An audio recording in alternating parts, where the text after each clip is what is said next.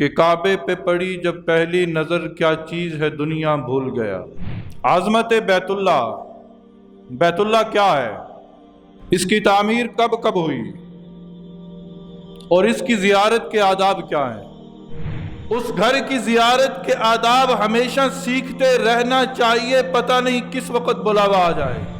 جس طرح ہم دنیا کا ہنر سیکھتے ہیں، جس طرح ہم اور علوم سیکھنے کی کوشش کرتے ہیں، اسی طرح اے اللہ کے بندے ان علوم کو بھی سیکھنا شروع کر۔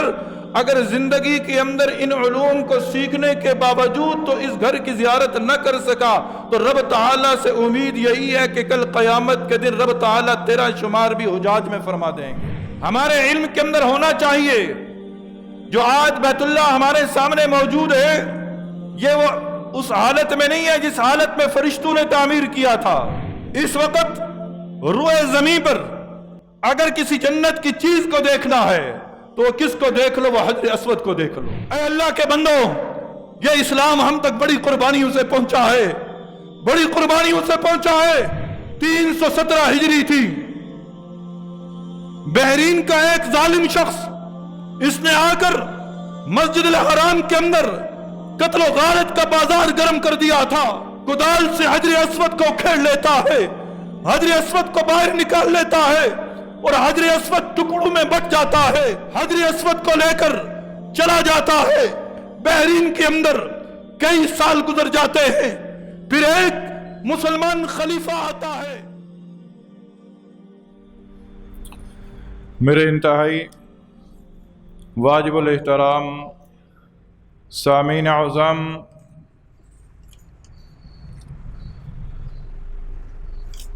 گزشتہ جمعۃ المبارک میں آپ حضرات کی خدمت اقدس میں اسلام کے بنیادی ارکان اور ان ارکان میں سے ایک رکن حج، اس کے متعلق کچھ گزارشات عرض کی تھیں۔ حج کی تعریف، حج کی اقسام اور حج کس پر فرض ہے، اس کے متعلق مختصر سے وقت کے اندر گزشتہ جمعۃ المبارک میں آپ حضرات کی خدمت اقدس میں کچھ باتیں عرض کی تھیں، اور انہی باتوں کے اندر آپ حضرات کی خدمت اقدس میں یہ عرض کیا تھا کہ جس پر حج فرض ہے، جب وہ احرام باندھ کر بیت اللہ کے سامنے جا پہنچتا ہے اور بیت اللہ پہ اس کی پہلی نظر پڑتی ہے تو حال یہ ہوتا ہے کہ کعبے پہ پڑی جب پہلی نظر کیا چیز ہے دنیا بھول گیا۔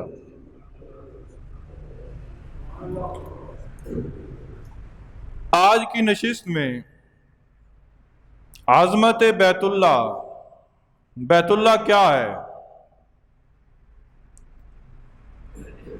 اس کی تعمیر کب ہوئی اور اس کی زیارت کے آداب کیا ہیں، انشاءاللہ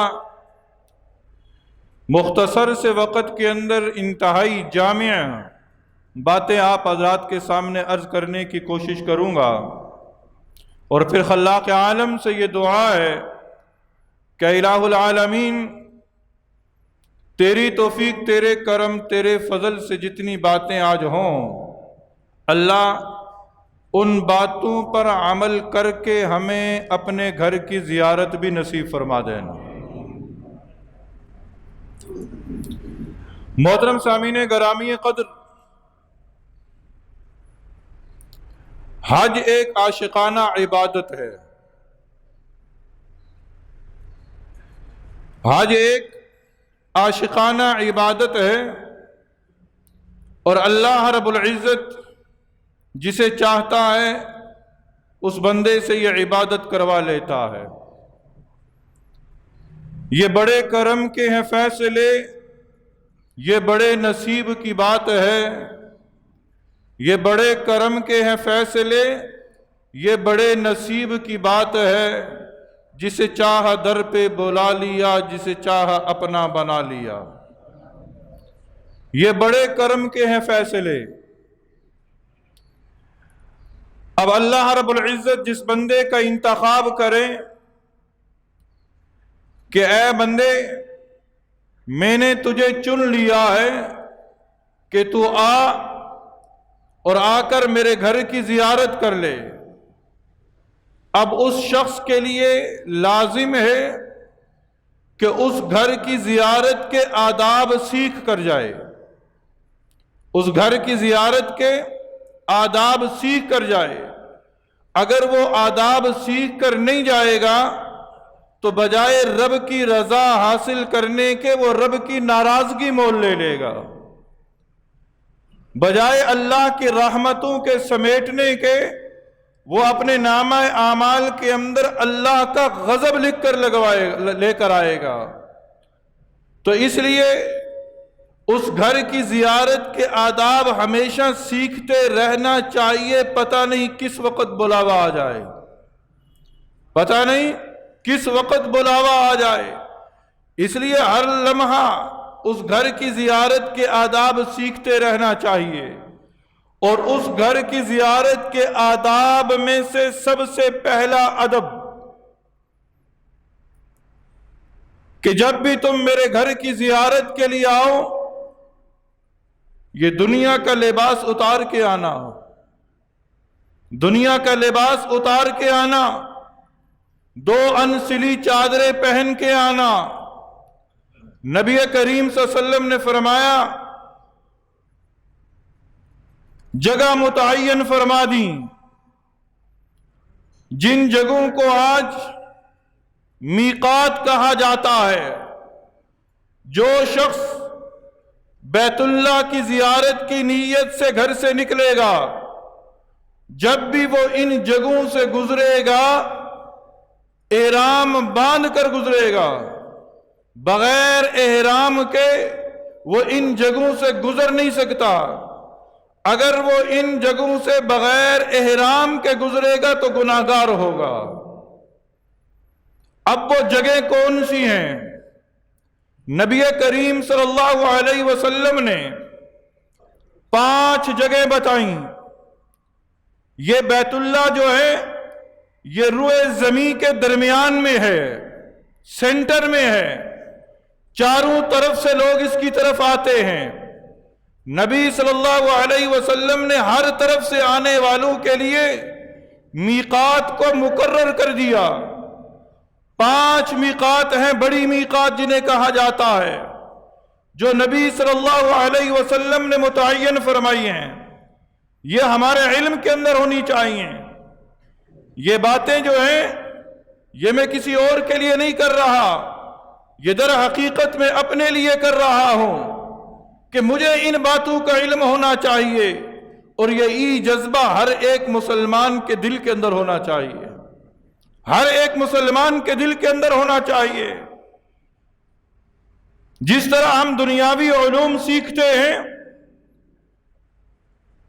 جس طرح ہم دنیا کا ہنر سیکھتے ہیں، جس طرح ہم اور علوم سیکھنے کی کوشش کرتے ہیں، اسی طرح اے اللہ کے بندے ان علوم کو بھی سیکھنا شروع کر۔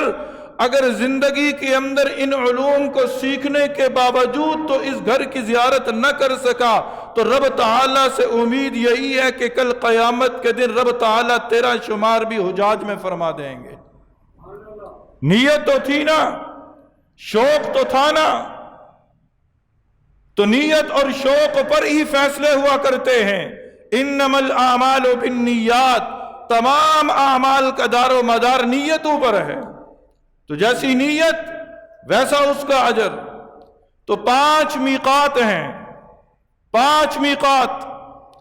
پہلی میقات جس کا نام ہے ذوالحلیفہ، دوسری میقات جحفہ، تیسری میقات ذات عرق، چوتھی میقات قرن المنازل، اور 5ویں میقات ہے یلملم۔ 5 میقات ہیں یہ جگہوں کے نام ہیں، اور نبی صلی اللہ علیہ وسلم نے فرمایا ہے کہ ان جگہوں سے آگے جب بھی بیت اللہ کی زیارت کا تمہارا ارادہ ہو، یعنی مکہ مکرمہ کی نیت سے تم سفر کرو گے تو ان جگہوں سے بغیر احرام کے آگے نہیں گزر سکتے۔ اب ذوالحلیفہ کون سی جگہ ہے اور یہ میقات کس کے لیے ہے؟ مدینہ منورہ سے جو بیت اللہ کی زیارت کے لیے نکلے گا، مکہ مکرمہ کے ارادے سے نکلے گا، وہ مقام ذوالحلیفہ پر پہنچ کر احرام باندھے گا، اور عام میں سے بہت سارے لوگوں نے اس میقات سے احرام باندھا ہوا ہوگا۔ مسجد نبوی کی زیارت کے بعد بیت اللہ کی زیارت کے لیے جب حاجی آتا ہے تو ایک مقام پر بیر علی ہے، یہاں ایک مسجد ہے جس مسجد کا نام ذوالحلیفہ ہے، اس مسجد سے حاجی احرام باندھتا ہے۔ یہ مدینہ منورہ سے آنے والوں کے لیے ہے۔ دوسری میقات ہے جحفہ۔ جحفہ شام کی طرف سے جو لوگ آئیں گے، شام کی طرف سے جو لوگ آئیں گے وہ اس مقام پر آ کر احرام باندھیں گے۔ شام کی طرف سے آنے والوں کے لیے میقات ہے جحفہ۔ تیسری میقات ہے قرن المنازل، نجد سے آنے والوں کے لیے، جو لوگ نجد سے آئیں گے وہ قرن المنازل پہ پہنچیں گے تو احرام باندھیں گے۔ چوتھی میقات ہے ذات عرق، یہ عراق سے آنے والوں کے لیے، عراق کی طرف سے جو لوگ آئیں گے وہ ذات عرق پہ پہنچیں گے، احرام باندھیں گے۔ اور پانچویں میقات ہے یلملم، پانچویں میقات ہے یلملم۔ یہ کس کے لیے ہے؟ یہ وہ لوگ جو یمن کی طرف سے آ رہے ہیں، یمن کی طرف سے آنے والوں کے لیے یلملم پر احرام باندھنا ضروری ہے۔ تو ہم پاکستان والے کہاں سے احرام باندھتے ہیں؟ پاکستان اور ہندوستان والے جو لوگ جاتے ہیں وہ کہاں سے احرام باندھتے ہیں؟ پاکستان اور ہندوستان کی طرف سے بحری راستوں سے سمندر کی طرف سے جانے والے یلملم پہ احرام باندھتے ہیں۔ یلملم کی میقات سے ان کا گزر ہوتا ہے۔ اور ہوائی سفر کرنے والے جو پاکستان سے براہ راست جدہ جاتے ہیں اور وہاں سے مکہ مکرمہ جاتے ہیں، وہ قرن المنازل سے احرام باندھتے ہیں۔ قرن المنازل، چونکہ وہ شخص ہوائی جہاز کے اندر ہے اور ہوائی جہاز اس میقات سے گزرتا ہے، اور اس میقات سے گزرنے سے پہلے ہوائی جہاز کا عملہ اعلان کرتا ہے کہ اب ہم میقات کے قریب ہیں، اپنا احرام باندھ لیجئے۔ تو چونکہ جہاز کے اندر احرام باندھنا مشکل ہے، اس لیے وہ لوگ جہاز پر سوار ہونے سے پہلے ہی احرام باندھ لیتے ہیں، اور قرن المنازل سے گزرنے سے پہلے جس نے نیت نہیں کی ہوتی وہ نیت کر لیتا ہے۔ تو یوں 5 میقات ہمارے علم کے اندر ہونی چاہیے، اور پاکستان سے جانے والا شخص اگر بحری راستے سے جا رہا ہے وہ یلملم سے احرام باندھے گا، اور اگر ہوائی راستے سے جا رہا ہے تو وہ قرن المنازل سے احرام باندھے گا۔ جب احرام باندھ لیا، مسجد الحرام پہنچ گئے۔ مسجد الحرام کے اندر داخل ہوتے ہوئے نگاہوں کو جھکا جھکا کر ایک حاجی آگے بڑھتا ہے، اسے بتایا جاتا ہے کہ ایک مقام پر پہنچ کر اپنی نگاہوں کو اٹھانا، جو نگاہیں اٹھاؤ گے تمہارے سامنے بیت اللہ ہوگا، اس وقت تم جو مانگو گے اللہ وہ تمہیں عطا فرما دے گا۔ جی ہاں، یہ بیت اللہ ہے کیا؟ بیت اللہ ہے کیا؟ بیت اللہ کس کو کہتے ہیں؟ بیت اللہ ہے اللہ کا گھر، بیت گھر کو کہتے ہیں۔ بیت اللہ اللہ کا گھر، اسے کعبۃ اللہ بھی کہا جاتا ہے۔ اس کی تعمیر سب سے پہلے فرشتوں نے کی۔ ہمارے علم کے اندر ہونا چاہیے جو آج بیت اللہ ہمارے سامنے موجود ہے، یہ وہ اس حالت میں نہیں ہے جس حالت میں فرشتوں نے تعمیر کیا تھا۔ زمانے حوادث نے، حوادثات زمانہ نے ایسے حالات پیدا کیے کہ اس بیت اللہ کی عمارت کئی دفعہ منہدم ہوئی ہے، کئی دفعہ اس کی دیواریں ٹوٹی ہیں، یہاں تک کہ صرف اس کے نشانات باقی رہے، باقی دیواریں منہدم ہو گئیں۔ مختلف ادوار کے اندر اس کی تعمیر ہوتی رہی، یہاں تک کہ حضرت امام مالک رحمہ اللہ کا دور آیا اور امام مالک رحمہ اللہ نے اس تعمیر کا سلسلہ روک دیا، اور اب قیامت تک انشاءاللہ اس کی تعمیر کسی کی جرت نہ ہوگی کہ وہ اس عمارت کو منہدم کر سکے۔ جب یہ عمارت منہدم نہیں ہوگی تو اس کی تعمیر بھی دوبارہ نہ ہوگی۔ سب سے پہلے بیت اللہ کی تعمیر کس نے کی؟ فرشتوں نے کی، فرشتوں نے کی۔ اس کی تعمیر ہو چکی۔ اللہ تعالیٰ نے جنت سے ایک پتھر بھیجا، حضرت جبرائیل امین اس پتھر کو لے کر آئے، اور حضرت جبرائیل امین نے اس پتھر کو اٹھا کر بیت اللہ کے ایک کونے کے اندر نصب کر دیا، جسے آج حجر اسود کہا جاتا ہے۔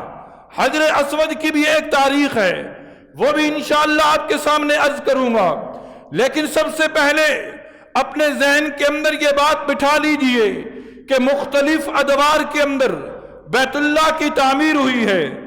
سب سے پہلے تعمیر کی فرشتوں نے، اس کے بعد تعمیر کی حضرت آدم علیہ السلام نے، پھر اس کے بعد حوادثات زمانہ کی وجہ سے عمارت منہدم ہوئی تو تعمیر کی حضرت شیس علیہ السلام نے۔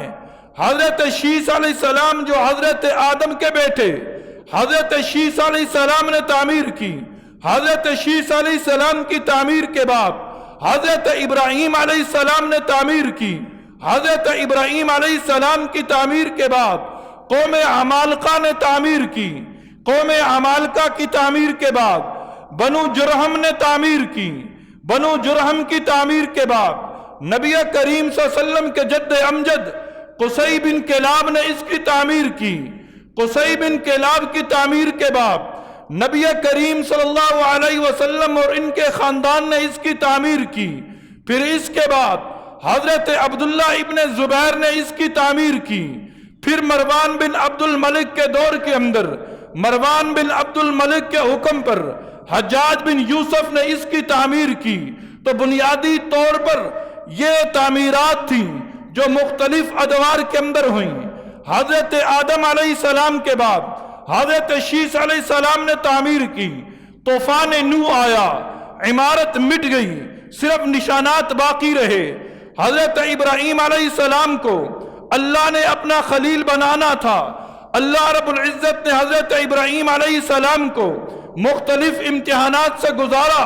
مختلف امتحانات کے اندر کامیابی حاصل کرنے کے بعد اللہ رب العزت نے حضرت ابراہیم علیہ السلام کو کہا، اے ابراہیم، وَإِذْ يَرْفَعُ إِبْرَاهِيمُ الْقَوَاعِدَ مِنَ الْبَيْتِ وَإِسْمَاعِيلُ، کہ میرے گھر کی دیواروں کو بلند کرو۔ حضرت ابراہیم علیہ السلام نے، حضرت اسماعیل علیہ السلام نے بیت اللہ کی دیواروں کو بلند کرنا شروع کیا۔ جب دیواریں بلند ہوتی چلی جا رہی تھی تو جسامت سے اوپر چلی گئیں۔ ایک پتھر آیا، حضرت ابراہیم علیہ السلام اس پتھر پر کھڑے ہوتے، اور جو وہ اینٹیں یا پتھر رکھتے جاتے تھے تو ان کے قد کے مطابق قدرتی طور پر وہ پتھر خود بخود اوپر ہوتا جاتا تھا۔ اس پتھر پر حضرت ابراہیم علیہ السلام کے قدموں کے نشانات ہیں۔ آج بھی وہ حدود حرم کے اندر وہ پتھر رکھا ہوا ہے، اور حجاج جاتے ہیں اور اس پتھر کی زیارت کرتے ہیں۔ جی ہاں، حضرت ابراہیم علیہ السلام نے حضرت اسماعیل علیہ السلام سے مل کر بیت اللہ کی تعمیر کی۔ پھر اس کے بعد مختلف ادوار کے اندر عمارت منہدم ہوتی رہی۔ مختلف قومیں اس گھر کی بلندی کے لیے اپنا کردار ادا کرتی رہی، یہاں تک کہ نبی کریم صلی اللہ علیہ وسلم کا دور آیا۔ ابھی آپ نبوت کے منصب پر فائز نہ ہوئے تھے کہ آپ صلی اللہ علیہ وسلم کی عمر مبارک 35 سال، مکہ کے اندر سیلاب آتا ہے، اور اس سیلاب آنے کی وجہ سے بیت اللہ کی عمارت منہدم ہو جاتی ہے، تو قریش اس عمارت کی دوبارہ تعمیر کرتے ہیں، اس عمارت کی دوبارہ تعمیر کرتے ہیں۔ جی ہاں، اور ان کا مشن یہ تھا کہ اس کی تعمیر ہم حلال پیسے سے کریں گے، حرام پیسہ اس کے اندر شامل نہ ہوگا، حلال پیسے سے اس کی تعمیر کی جائے گی۔ یہاں تک کہ تاریخ کے اندر لکھا ہے کہ انہوں نے اپنے جسم پر لباس بھی نہ پہنا تھا کہ ہو سکتا ہے ہمارے جسم پر جو لباس ہو اس کے اندر کوئی حرام کا شائبہ آ جائے۔ انہوں نے بیت اللہ کی تعمیر کی، تعمیر مکمل ہوئی تو رقم اتنی نہ تھی کہ ابنائے ابراہیم پر جو حضرت ابراہیم علیہ السلام نے تعمیر کی تھی اسی پر اس کی تعمیر کی جاتی، رقم کم تھی، اس لیے کچھ حصہ چھوڑ دیا گیا جو آج جسے حتیم کہا جاتا ہے، یہ حصہ چھوڑ دیا گیا اور باقی حصے پر دیواریں کھڑی کر دی گئیں۔ جب دیواریں مکمل ہو چکی، اب حجر اسود کے رکھنے کی باری آئی۔ آج درسی کتب کے اندر بھی شاید آج نہ ہو، لیکن پہلے دور کے اندر پرائمری کتب کے اندر یہ واقعہ لکھا ہوتا تھا، درسی کتب کے اندر، اسکولوں کے اندر بھی یہ واقعہ پڑھایا جاتا تھا کہ حجر اسود رکھنے کی باری آئی، قبیلہ قریش کے درمیان لڑائی شروع ہو گئی، ہر سردار نے کہا میں رکھوں گا، ہر سردار نے کہا، ہر قبیلے نے کہا میں رکھوں گا۔ نبی صلی اللہ علیہ وسلم نے فیصلہ فرمایا کہ جو صبح سب سے پہلے حرم کے اندر داخل ہوگا اسے اختیار ہے کہ وہ پتھر رکھے۔ نبی صلی اللہ علیہ وسلم کے اس فیصلے پر سب نے تائید کی۔ صبح سویرے جب عرب کے سردار حرم کے اندر داخل ہوئے تو کیا دیکھتے ہیں؟ آج حرم کے اندر سب سے پہلے داخل ہونے والے آمنہ کے لال محمد تھے۔ محمد صلی اللہ علیہ وسلم سب سے پہلے داخل ہوئے، لیکن آپ نے انتہائی بصیرت کا معاملہ طے کیا۔ آپ نے فرمایا کہ ایک چادر لی جائے، اس چادر کے اندر اس پتھر کو رکھا جائے اور سارے عرب کے سردار اس چادر کے کونوں کو پکڑ لیں۔ چادر کو پکڑ کر اوپر کیا گیا تو نبی صلی اللہ علیہ وسلم نے آگے بڑھ کر اس پتھر کو اس جگہ پر رکھا، اس جگہ پر رکھا۔ تو یہ تعمیر کی کس نے؟ قریش نے۔ لیکن نبی صلی اللہ علیہ وسلم کی خواہش یہ تھی کہ میرا دل یہ چاہتا ہے کہ اسی تعمیر پر اس کی تعمیر کی جائے، اسی بنیاد پر اس کی تعمیر کی جائے جو حضرت ابراہیم علیہ السلام نے کی تھی۔ حضرت عبداللہ ابن زبیر کے دور آیا، حضرت عبداللہ ابن زبیر نے اس کی تعمیر دوبارہ کی، اور حضرت ابراہیم علیہ السلام نے جس طرح بیت اللہ کی دیواروں کو جس جگہ سے اٹھایا تھا وہی سے حضرت عبداللہ ابن زبیر کے دور کے اندر دیواروں کو اٹھایا گیا۔ لیکن اس کے بعد مروان بن عبد الملک کا دور خلافت آیا، اس نے حجاج بن یوسف کو حکم دیا، حجاج بن یوسف نے پھر اسی طرح تعمیر کی جس طرح قبیلہ قریش نے تعمیر کی تھی، جو آج وہ تعمیر قائم ہے، یہ حجاج بن یوسف نے تعمیر کی تھی۔ جی ہاں، یہ تو اس کی تعمیر کے مختلف مراحل ہیں۔ پھر اس بیت اللہ پر ایک غلاف ہے، اس بیت اللہ پر ایک غلاف ہے۔ سب سے پہلا غلاف کس نے چڑھایا تھا؟ اور سب سے پہلے کالا غلاف کس نے چڑھایا تھا؟ یہ بھی ہمارے علم کے اندر ہونا چاہیے۔ کتنے رنگوں کا غلاف بیت اللہ پر آیا، یہ بھی ہمارے علم کے اندر ہونا چاہیے۔ تو یاد رکھ لیجئے، حضرت ابراہیم علیہ السلام نے بیت اللہ کی تعمیر کو بلند کیا، حضرت اسماعیل علیہ السلام ساتھ ہیں۔ ان کے بعد ایک قوم تھی جس کا نام قوم تبع، قوم تبع سب سے پہلا غلاف بیت اللہ پر قوم تبع نے چڑھایا تھا، اور یہ غلاف کس کا تھا؟ چمڑے کا تھا، گہرے بھورے رنگ کا غلاف تھا۔ سب سے پہلا غلاف قوم تبع نے بیت اللہ پہ چڑھایا۔ پھر اس کے بعد مختلف ادوار کے اندر بیت اللہ پر غلاف چڑھایا جاتا رہا، کئی رنگوں کا، زرد رنگ کا غلاف بھی چڑھایا گیا، سبز رنگ کا غلاف بھی چڑھایا گیا، سرخ رنگ کا غلاف بھی چڑھایا گیا، سفید رنگ کا غلاف بھی چڑھایا گیا، سیاہ رنگ کا غلاف بھی چڑھایا گیا۔ نبی کریم صلی اللہ علیہ وسلم نے بھی غلاف چڑھایا۔ اس کے بعد خلفائے راشدین بھی غلاف چڑھاتے رہے۔ یہ یمنی چادروں کا غلاف ہوتا تھا۔ سب سے پہلے کالا غلاف بنو عباس، عباسی دور خلافت ہے، خلیفہ ہے ناصر عباسی، سب سے پہلا کالا غلاف اس نے چڑھایا تھا، اندر اس کا سبز رنگ تھا، باہر کالا رنگ تھا۔ اور آج بھی آپ دیکھیں کعبے کا غلاف ہے، یہ دو رنگوں پر مشتمل ہوتا ہے، باہر کا رنگ اور ہوتا ہے، اندر کا رنگ اور ہوتا ہے، یہ ریشم کا بنتا ہے، اس کے اوپر سنہرے حروف سے قرآنی آیات لکھی جاتی ہیں۔ آج بھی باہر کالا رنگ ہے، اندر سفید رنگ ہے، اور ہر سال پہلے دور کے اندر ہر سال غلاف کعبہ 3 مرتبہ تبدیل کیا جاتا تھا، لیکن اب غالباً سال میں 1 مرتبہ یا 2 مرتبہ اس غلاف کو تبدیل کیا جاتا ہے۔ اس کی مختلف تاریخیں ہوتی ہیں، کبھی رمضان کے اندر، کبھی یوم عاشوراء کو، لیکن موجودہ حالات کے اندر دیکھنے میں آیا ہے کہ زیادہ تر قربانی والے دن جب حاجی میدان عرفات سے رات مزدلفہ گزارتا ہے اور مزدلفہ سے صبح مینا کی طرف آ رہا ہوتا ہے، مکہ کے رہائشی لوگ اس وقت کیا کرتے ہیں؟ قربانی جو ہے عید کی نماز پڑھتے ہیں۔ اس دن یا اس سے پہلے جب میدان عرفات کے اندر حاجی ہوتا ہے، میدان عرفات کے اندر جب حاجی ہوتا ہے، حج کا رکن اعظم ادا کیا جا رہا ہوتا ہے، اس دن غلاف کعبہ کو تبدیل کیا جاتا ہے۔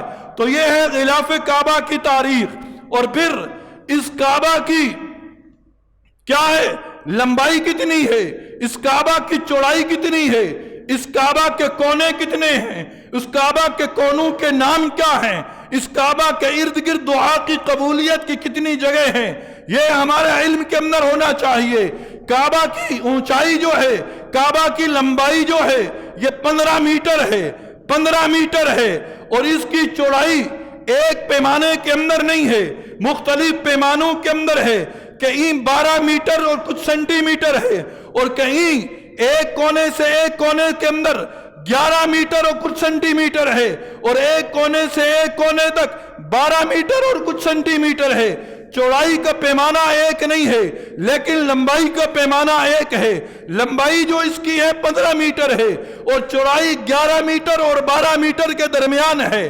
یہ اس کی لمبائی اور چوڑائی ہے۔ پھر اس کے 4 کونے ہیں، اور 4 کونوں کے نام ہیں۔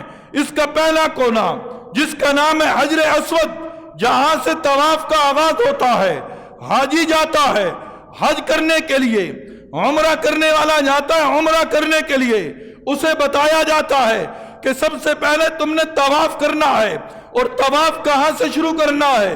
حجر اسود سے شروع کرنا ہے، اور حجر اسود یہ بیت اللہ کا پہلا کونا ہے۔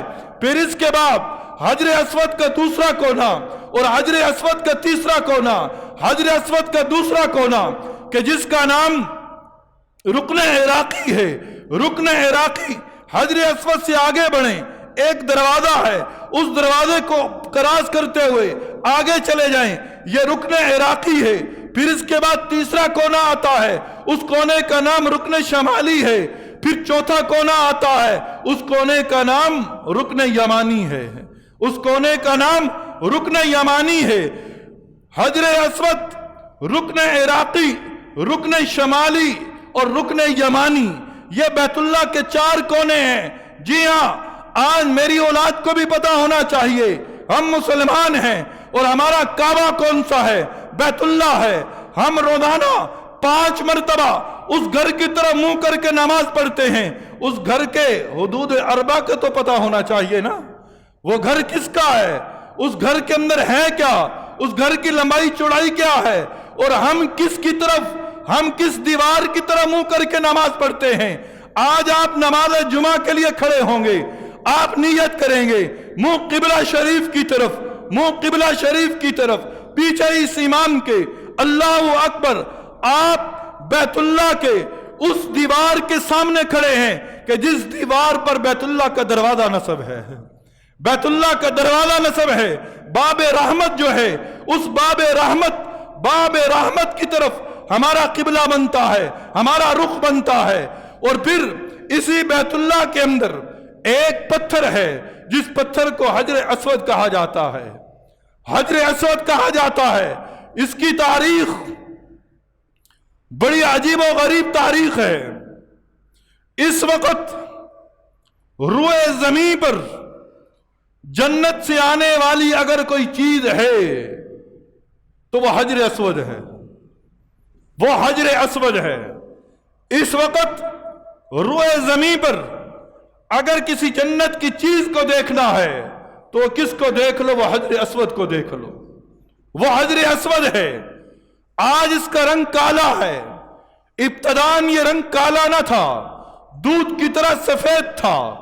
फिर जमाना जाहिलियत के अंदर लोग जाते थे, इसे चूमते थे, गुनाहों की वजह से इसका रंग तब्दील हो गया। क्यों? हजर अस्वद के बारे में आता है कि जो शख्स हजर अस्वद का बोसा लेता है, हजर अस्वद उसके गुनाहों को चूस लेता है, उसके गुनाहों को चूस लेता है। हजर अस्वद के अंदर यह खासियत है कि जिसने ईमान की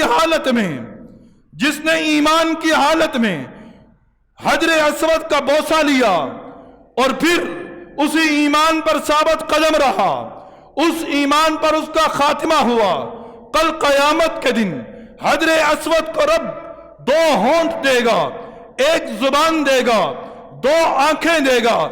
ये अपने बोसा लेने वाले को पहचानेगा और रोज माशर ये अपने बोसा लेने वाले के हक में सिफारिश करेगा और अल्लाह रब्बुल इज्जत इसकी सिफारिश को कबूल फरमाएंगे।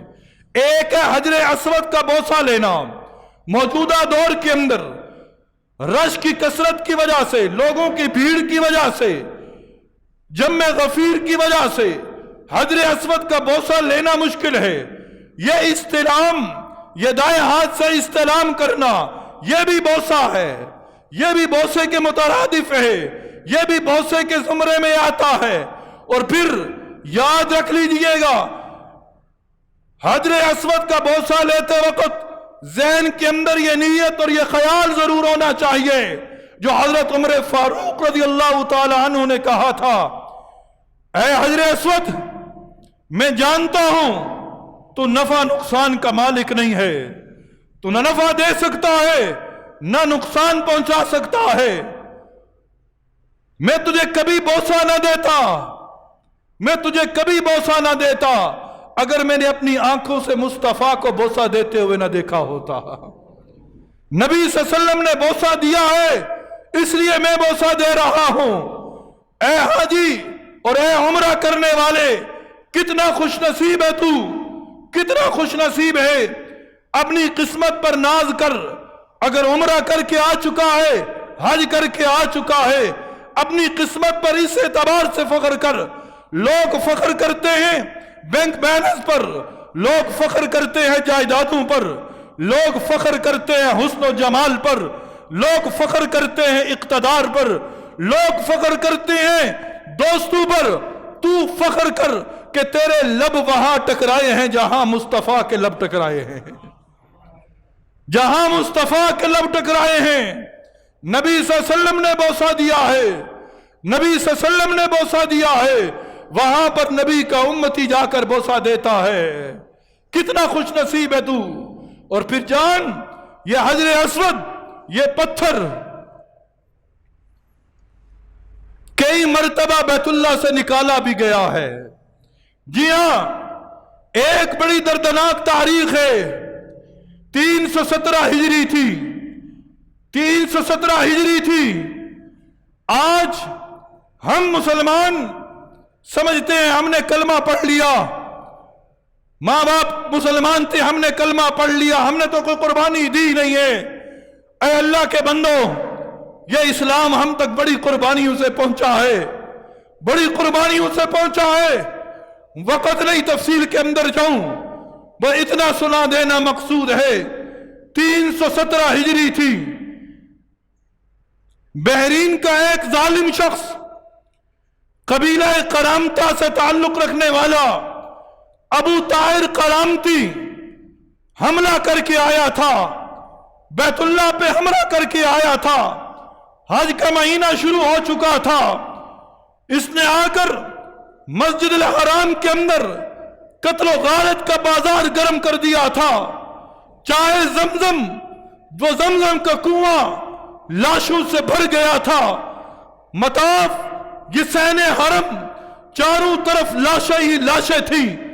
अबू ताहिर करामती आगे बढ़ता है, कुदाल से हजर अस्वद को खेड़ लेता है, हजर अस्वद को बाहर निकाल लेता है और हजर अस्वद टुकड़ों में बट जाता है। अबू ताहिर करामती हजर अस्वद को लेकर चला जाता है। बहरीन के अंदर कई साल गुजर जाते हैं। फिर एक मुसलमान खलीफा आता है, वो हजर अस्वद को वापस लाने के लिए अबू ताहिर करामती से बात करता है। अबू ताहिर करामती कहता है, मैं हजर अस्वद को चंद उसूलों पर वापस करूंगा, मुझे कुछ रकम चाहिए, मुझे कुछ दौलत चाहिए, जब तक तुम दौलत न दोगे मैं हजर अस्वद को वापस न करूंगा। 30,000 दिनार के बदले हजर अस्वद को वापस लाया गया। जब हजर अस्वद वापस आ रहा था, मुसलमान खलीफा ने अबू ताहिर करामती को कहा, मैं कैसे मान लूं कि ये असली हजर अस्वद है, मैं कैसे मान लूं ये असली हजर अस्वद है। अबू ताहिर करामती कहता है कि असली है। अब वो मुसलमान खलीफा उलमा से रजू करता है, मुझे ये बताओ कि असली हजर अस्वद की निशानी क्या है। हाँ, जब भी इस कौम को मुश्किल पड़ी है, जब भी इस कौम को जरूरत पड़ी है, इस कौम ने उलमा से रजू किया है और उलमा ने उस मसले का हल बताया है।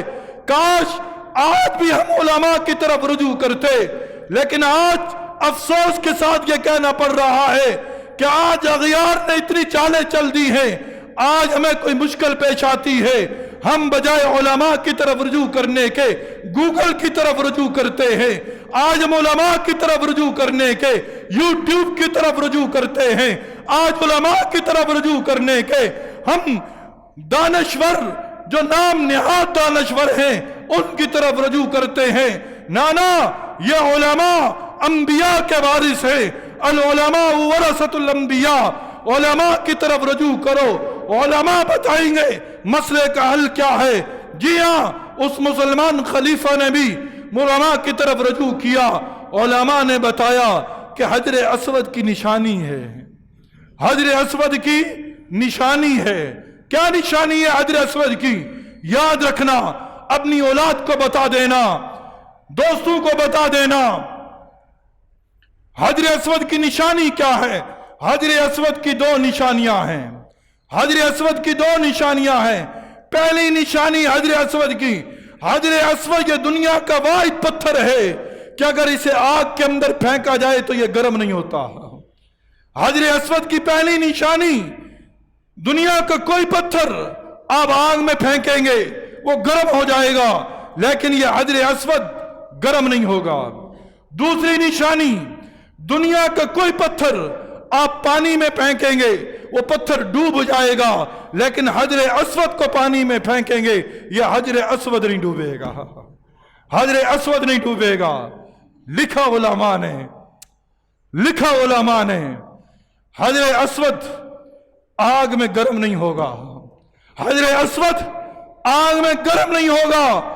जो ईमान की हालत में हजर अस्वद को बोसा दे लेगा वो आग में जलेगा कैसे? वो आग में नहीं जलेगा, वो आग में नहीं जलेगा, पानी में डूबता नहीं है, पानी में डूबता नहीं है।